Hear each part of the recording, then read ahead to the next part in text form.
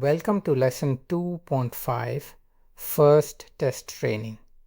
Learning objectives. After completing this lesson, you will run your first actual training session, verify LoRa training works end-to-end, measure training speed on Tesla P40, save and load a trained model, test inference with your fine-tuned model, understand the complete training workflow. What you'll do, this is your first real fine-tuning. You'll 1. Load a tiny model, fast to train. 2. Create a small training dataset. 3. Add LoRa adapters. 4. Train for just 10 steps, proof of concept. Guess the fine-tuned model. Time, approximately 10 minutes.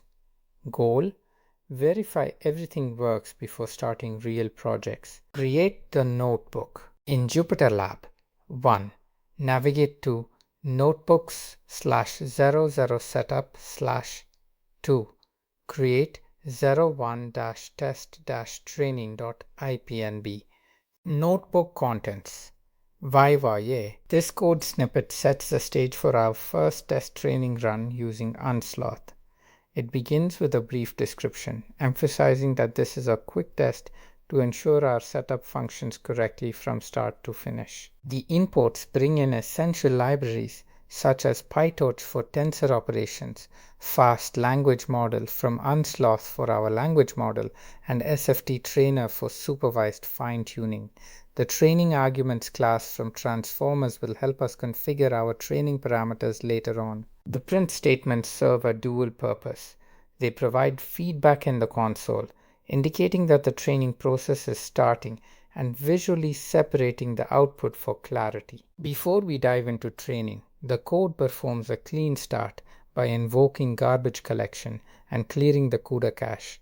This step is crucial as it frees up GPU memory, ensuring that we avoid any out-of-memory errors during training. After running this code, you should see the message confirming that the test training has begun, setting a positive tone for the upcoming steps. This code block sets up the training configuration for fine-tuning the model using Unsloth. First, it specifies the model name, which is a lightweight version designed for quick testing. The maximum sequence length is set to 512, ensuring that processing remains efficient. The flag load_in_4 bit indicates that the model will be loaded in a memory. Next, we define the LoRa settings with a small rank of 8 to keep the testing lightweight.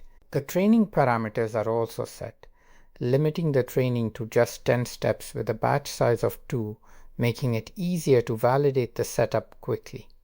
The learning rate is set to a moderate value of 2E4. Finally, the output directory is created to store the results.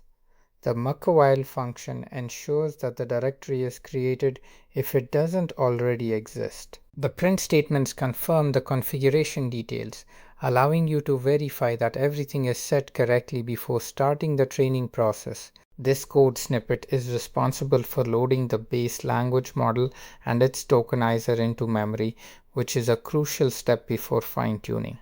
The initial print statements create a clear visual indication that the model loading process is starting, helping you track progress.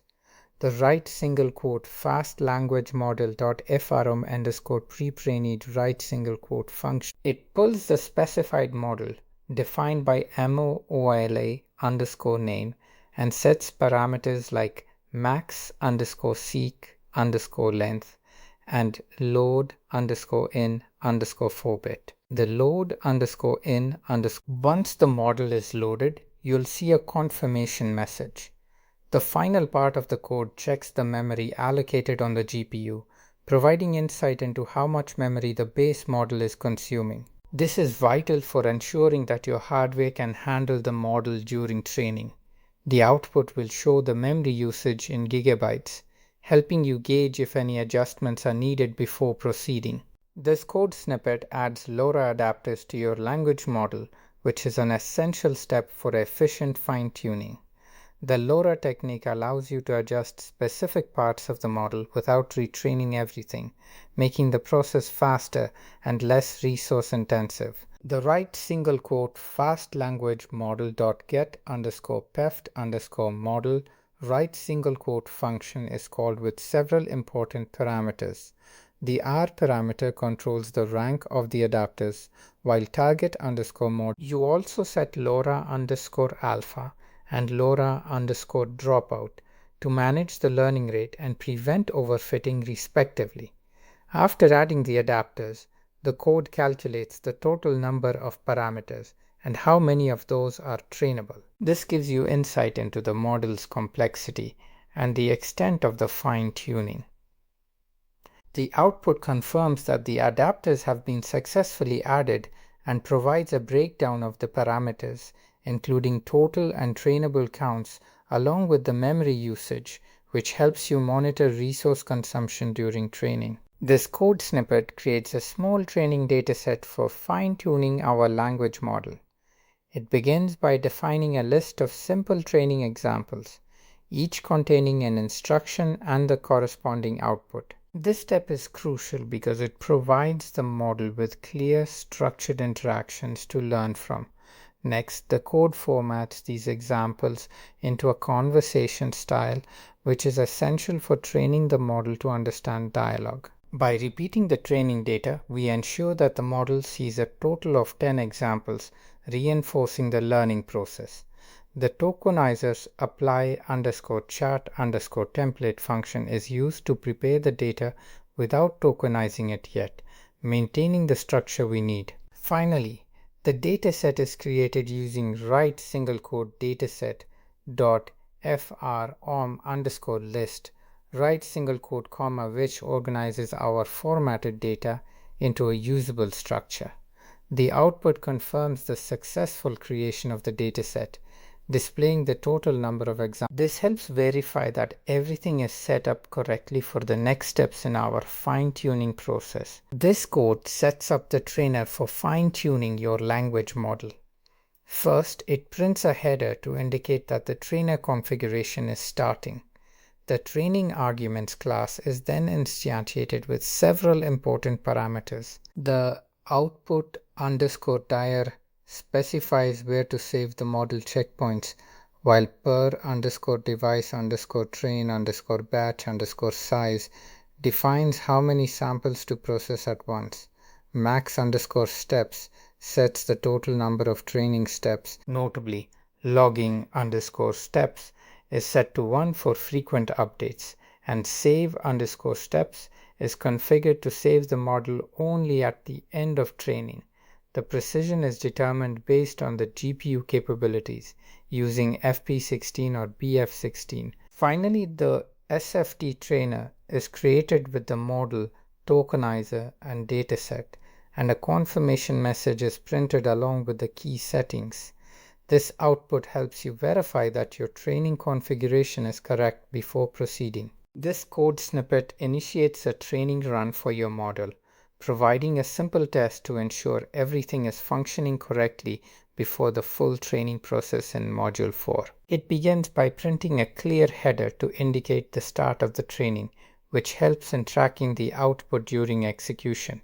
The training itself is executed with the write single quote trainer.train method, which is where the actual model learning occurs. After training, it calculates the elapsed time to give you feedback on how long the process took, which is crucial for performance monitoring. You'll see a confirmation message indicating that training is complete, along with the total time taken and the average time per training step.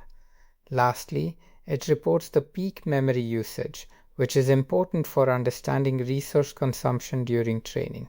This information helps you optimize your setup for future runs. This code snippet is responsible for saving the train model adapters after fine-tuning. It begins by printing a header to indicate that the saving process is starting, which helps in tracking progress during execution. The model adapters, specifically the LoRa adapters, are saved in a designated output directory. ensuring that the necessary folders are created if they don't already exist. The write single quote model.save underscore pre-pre-named write single quote and write single quote tokenizer.save underscore pre-pre-named write single quote methods are crucial here, as the output will confirm successful saving with a message saying model saved. Next, the code lists all saved files in the output directory, displaying their names and sizes. This is important for verifying what has been saved and ensuring that only the lightweight adapters, typically ranging from 5 to 20 MB, are stored rather than the entire base model, which would consume much more space. Finally, it calculates and displays the total size of the saved adapters, reinforcing the efficiency of this approach. This code snippet is designed to compare the performance of our base language model against our fine-tuned version. First, it loads the base model without any adaptations, which allows us to see how it responds to a specific test prompt. The test prompt here is a simple math question. What is 2 plus 2? Notice the use of the write single quote fast language model .fr underscore pre-prime and write single quote function, which initialize the base model and tokenizer, and the for underscore inference method prepare. The output from the base model is captured after tokenizing the input messages and is displayed to give us a baseline of its performance. After cleaning up the resources, the code then loads our fine-tuned model and processes the same test prompt. The responses from both models are printed, allowing for a direct comparison. Pay attention to the final note about the subtle differences you might observe after just 10 training steps, as we'll delve deeper into training in later modules. This step is crucial for understanding how fine-tuning can enhance model performance. This code generates a training summary after completing a test run of your model.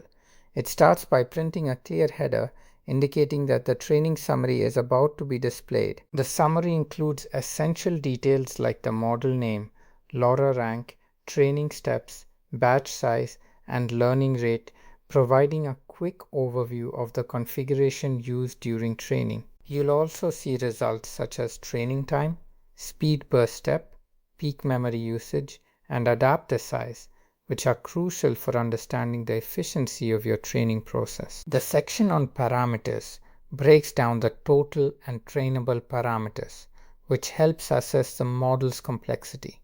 Finally, it confirms the successful completion of the training and specifies where the model is saved. The output you'll see on the terminal will assure you that everything is functioning as expected, and it also sets the stage for your next steps in the course. Remember, this test run is just a starting point. Real fine-tuning will involve more data and longer training times in future modules. This code snippet is all about cleaning up memory after your training run, which is crucial for efficient resource management, especially when working with large models. First, it prints a message indicating the cleanup process has started. Then, it deletes the model and tokenizer to free up memory, which is essential to avoid memory leaks during training. The garbage collector is called to clean up any unreferenced memory, and write single quote torch.cuda.empty underscore cache SO is used to clear unused memory from the GPU. Next, the code checks the final memory allocation on the GPU, providing a confirmation of how much memory is still in use. You'll see this output as the GPU memory in gigabytes, helping you ensure that resources are properly released. Finally, it prints a celebratory message summarizing all the steps you've successfully completed in this module, marking the end of your training process and encouraging you to move on to the next module. Expected results. This output shows the results of your training run, detailing the progress across 10 steps. Each step indicates the current loss value, which is a critical metric for assessing how well your model is learning. A decreasing loss value from 1.234 to 0.845 demonstrates that the model is improving its predictions over time. The time taken for each step is also displayed, helping you gauge the efficiency of your training process. In this case, each step took around 2 seconds, which is a good sign of consistent performance. At the end of the run, you'll see a summary confirming that training is complete, along with the total time taken and peak memory usage. The peak memory usage of 6.42 GB is important to monitor as it indicates the resources required for your model. This information will help you ensure your system can handle future training runs effectively. Expected performance 0.5B model minus time per step 1 minus 3 seconds. Peak memory 4 to 8 GB, plenty of headroom. Adapter size 5 to 20 MB, tiny, loss decrease. I said check for other GPU processes. Verified TCC mode, check thermal throttling. Understanding what happened. 1. Loaded base model, pre-trained knowledge from QN. 2. Added LoRa adapters, small matrices to fine-tune. 3. Showed examples, 10 question-answer pairs. 4. Updated adapters, adjusted weights, saved adapters, stored only the changes, MBs, not GBs. This test confirms model loads correctly, training loop works, GPU memory is sufficient, saving/loading works, no critical errors. Real training module 4 will use hundreds/thousands of examples, train for hundreds of steps, take minutes/hours, not seconds, show measurable behavior changes. Important observations. This command outlines the memory requirements for your model during different stages of training. First, it indicates that the base model, when using 4-bit quantization, will take around 0.5 GB of memory. This is a lightweight representation that helps in reducing the overall memory footprint. Next, when you add LoRa, which stands for low rank adaptation, the memory usage increases to about 2 to 3 GBs. This includes the additional memory for the adapters and their activations. Finally, during the actual training process, the memory demand spikes to approximately 6 to 8 GB. This is due to the need for storing gradients and the optimizer state, which are essential for updating the model weights. Monitoring these memory requirements is crucial to ensure your system can handle the training workload without running into memory issues. This output provides a comparison between the size of LoRa adapters and the full model. The LoRa adapters, which range from 5 to 20 megabytes, are significantly smaller than the full model, which is approximately 500 megabytes. This step is crucial for understanding the efficiency of fine-tuning with LoRa. By using these lightweight adapters, you can achieve effective model performance without the overhead of loading a much larger full model. This is particularly beneficial in resource-constrained environments, allowing for faster training and deployment times. Noticing the size difference emphasizes the advantage of using LoRa for specific tasks, enabling you to optimize both memory usage and processing speed while maintaining model effectiveness. This is why LoRa is amazing. You only share/store adapters. This output provides estimated training step times for different model sizes when fine-tuning with Unsloth. The 0.5B model is expected to take around 2 seconds per step, making it a quick option for initial testing. The 7B model will take significantly longer, approximately 15 to 25 seconds per step, which reflects its increased complexity and size.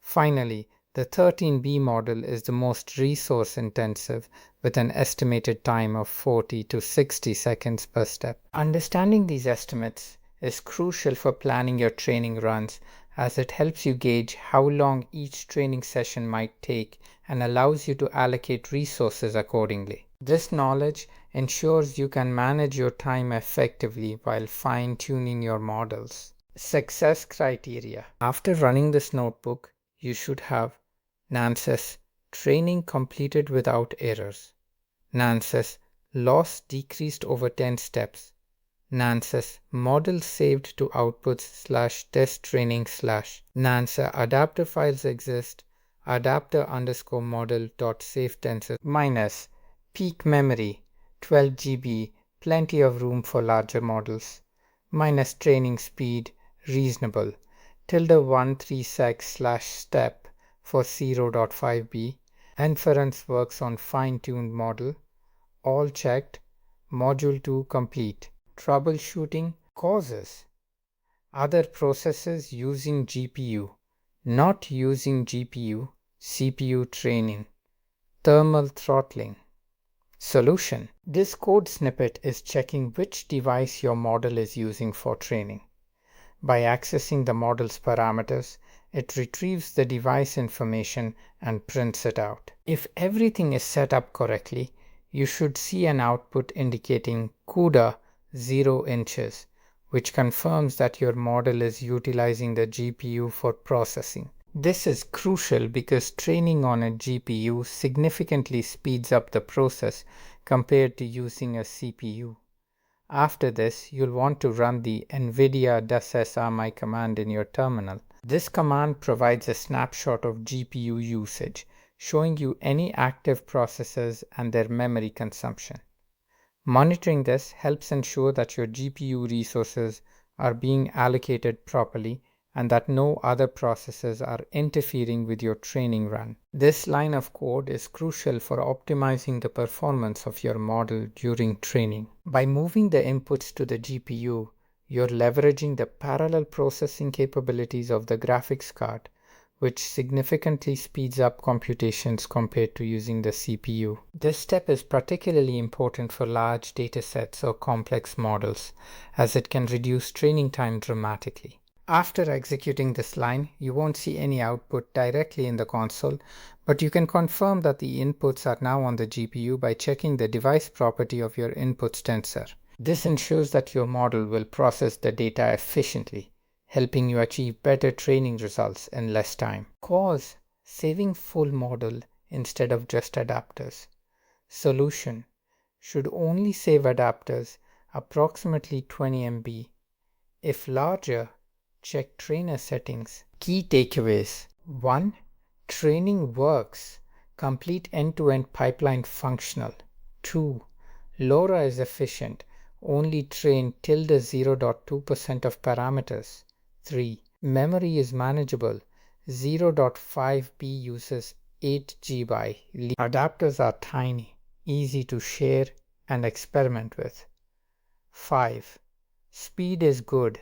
Tesla P40 handles fine-tuning well. 6. Saving is fast, only storing small adapter files. 7. Loading is easy, can reload and continue training. Module 2 complete. Congratulations, you've successfully Manasa verified Python and CUDA setup. Manasa installed Unsloth on Windows. Set up Jupyter Lab. Verified GPU capabilities. Ran your first training session. Your development environment is fully operational. What's next? Module 3. Data preparation. Learn how to format datasets for fine-tuning. Use Hugging Face datasets. Create custom training data. Apply chat templates properly. Handle different data formats. Then in Module 4, you'll build your first real fine-tuning project with proper data and training. Save this notebook. You can use it as a template to quickly test new model configurations. This image outlines the timeline for your first training run in our course. The total process takes approximately 8.5 minutes, broken down into 4 main phases. First, we have the setup phase, which takes about 2 minutes. This is where you'll prepare your environment and ensure everything is in place for the training. Next, we move to loading the model, which is a 1-minute step. This is crucial as it initializes the model you'll be working with, ensuring it's ready for training. Then comes the primary training phase, which lasts 5 minutes. During this time, the model learns from your data, adjusting its parameters to improve performance. Finally, there's the save phase, requiring just 30 seconds to store your trained model for future use. Understanding this timeline helps you visualize the training process and manage your expectations regarding training duration. As you prepare to begin this training run, keep in mind the importance of each step and double-check your setup to ensure a smooth process. Up next, we'll delve deeper into each phase to optimize your training experience. This image compares the training speeds of different setups using the 7B model. Here, we can see the performance metrics for standard PyTorch, unslowed, optimized, and unslowed on Tesla P40 GPUs. Starting with standard PyTorch, it achieves a training speed of 750 tokens per second. This is a good baseline but clearly shows room for improvement. Next, the optimized unslowed setup provides a significant boost, reaching an impressive 2100 tokens per second, making it 2.4 times faster than standard PyTorch. This optimization is crucial for developers looking to enhance their model training efficiency. Finally, we see unslowed running on Tesla P40 GPUs, yielding a training speed of 1800 tokens per second. While this is slightly slower than the optimized version, it's still substantially faster than standard PyTorch. Understanding these capabilities is essential for making informed choices about your training environment. As you move forward, consider how you can leverage unslowed's optimizations to speed up your fine-tuning processes and improve overall efficiency in your projects. This image displays the training loss curve for the first 100 steps of our model's training process. Here, the y-axis represents the loss value, while the x-axis shows the training steps. You'll notice that the loss starts at a higher value around 3.0 and gradually decreases, indicating that the model is learning and improving its performance over these initial steps. The key takeaway from this graph is the overall downward trend in loss, suggesting that as training progresses, the model becomes more accurate. By the end of the first 100 steps, the loss has decreased to approximately 0.96. This is a positive sign, as lower loss values generally indicate better performance and a more effective learning process. It's essential to understand that while these initial steps show promising results, continuous monitoring is crucial. In upcoming lessons, we'll explore how to interpret these trends, adjust hyperparameters, and manage training to optimize performance. Your next steps should include running additional training epochs and analyzing the loss curve to ensure your model converges effectively. This image displays the training success checklist you'll want to verify after completing a test training run. Each item on this list is crucial for assessing whether your model training was successful and stable. First, ensure there are no out-of-memory errors, as running out of memory can halt your training process. Next, confirm that the loss is decreasing consistently. This indicates that the model is learning effectively. You also need to check that the model has been saved successfully, as losing your trained model would be a setback. Make sure that your inference produces output without errors. This step verifies that the model can generate results based on the trained data. Evaluate if the training speed is acceptable. If it's too slow, you may need to optimize your workflow or adjust parameter settings. Lastly, ensure that gradients are not exploding. Exploding gradients can destabilize training, leading to ineffective learning. By validating each of these points, you'll be able to confidently move forward with your model development. If everything checks out, proceed to the next phase of your project. This image outlines the training output you'll observe during your run, focusing on key metrics at different steps. We can see data points for step numbers, loss rates, gradient norms, learning rates, and tokens processed per second. Pay particular attention to the loss values. Ideally, this number should decrease over time, indicating that your model is learning. For instance, the loss decreases from 2.345 at step 10 to 1.856 at step 40, which is a positive trend. The gradient norm is another important metric, providing insights into the stability of your model's training. You want to see values generally declining or stabilizing. At step 40, we have a gradient norm of 0.412, which suggests you're on the right track. The learning rate remains consistent at 2.0e-4 throughout these steps, which is typically a good practice for early training phases. Monitoring tokens processed per second helps gauge the efficiency of your run, completing around 1838 tokens per second in this case. Understanding these metrics is crucial for diagnosing how well your model is training. Keep an eye on these outputs as they provide important hints on any adjustments you may need to make for improved performance. Next, you'll want to think about tuning your parameters based on what this output tells you. This diagram outlines the troubleshooting steps for your first training run with the Unsloth library. As you initiate training, you might encounter some common issues, and this flowchart provides a structured way to address them. First, if you see an out-of-memory error, consider reducing the batch size or switching to a smaller model to help manage memory usage. If your training seems very slow, check that CUDA is available and verify your GPU usage to ensure that it's being utilized effectively. If you notice that the loss isn't decreasing, it could be related to your learning rate or the quality of your dataset. Be sure to review these elements to enhance your training process. At the bottoms, you'll see a positive outcome. If all goes well, your training should be successful and the model will be saved. Understanding these troubleshooting steps is essential, as it equips you to rapidly resolve issues that may arise during training, enabling a smoother fine-tuning experience. Next, try running your model again with these considerations in mind.